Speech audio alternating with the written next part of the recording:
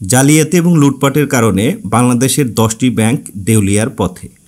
পরিস্থিতি এতটাই নাজুক যে এই 10টি ব্যাংকে গ্রাহকের টাকা ফেরত দিতে পারছে না ব্যাংকগুলো। আর এই উদ্বুদ্ধ পরিস্থিতি নিয়ে প্রেস কনফারেন্স করেছেন বাংলাদেশ ব্যাংকের governor doctor Ahsan H Mansur.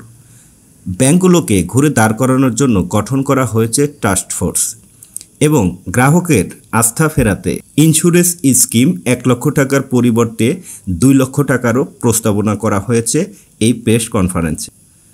এই 10টি ব্যাংকের মধ্যে 7 ইসলামী শরিয়া ভিত্তিকের অবস্থা সবচেয়ে বেশি লাজুক। গ্রাহকের জমাকৃত অর্থ ফেরত এবং ব্যাংকগুলোকে নতুন করে ঘুরে দাঁড় করানোর প্রত্যয় নিয়ে গঠন করা হয়েছে এই নতুন টাস্ক ফোর্স। দর্শক, কিছুক্ষণ আগেও আমি আপনাদের সাথে একটি তথ্য শেয়ার করেছি, আর সেটি হচ্ছে এই দুর্বল ব্যাংকগুলোকে যদি সরকার সহায়তা প্রদান না করে সেই ক্ষেত্রে ঘুরে দাঁড়াতে পারবে না এই দুর্বল ব্যাংকগুলো। আবার এই দুর্বল ব্যাংকগুলোকে যদি সরকার সহায়তা প্রদান করে সেই ক্ষেত্রে তারল্যের ঘাটতির সম্মুখীন হবে সবল ব্যাংকগুলো।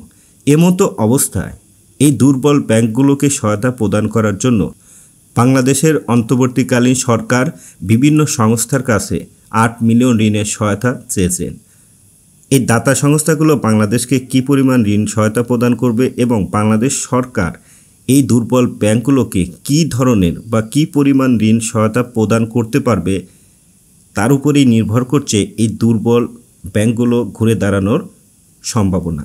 আর যদি এই দুর্বল ব্যাংকগুলোকে সরকার সহায়তা প্রদান না করে সেই ক্ষেত্রে এই দুর্বল ব্যাংকের গ্রাহকের ভবিষ্যৎ অন্ধকারের দিকে চলে যাচ্ছে।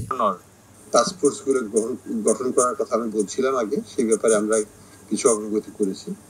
আমরা আমাদের এক্সটার্নাল ফান্ডিং ও মোবিলাইজেশনের পথে আছে। সেখানে আমরা আশা করব খুব শীঘ্র, হয়তো দিন দশকের মধ্যেই আমরা আমাদের টাস্ক ফোর্সের কাজ শুরু করে দিতে পারবো।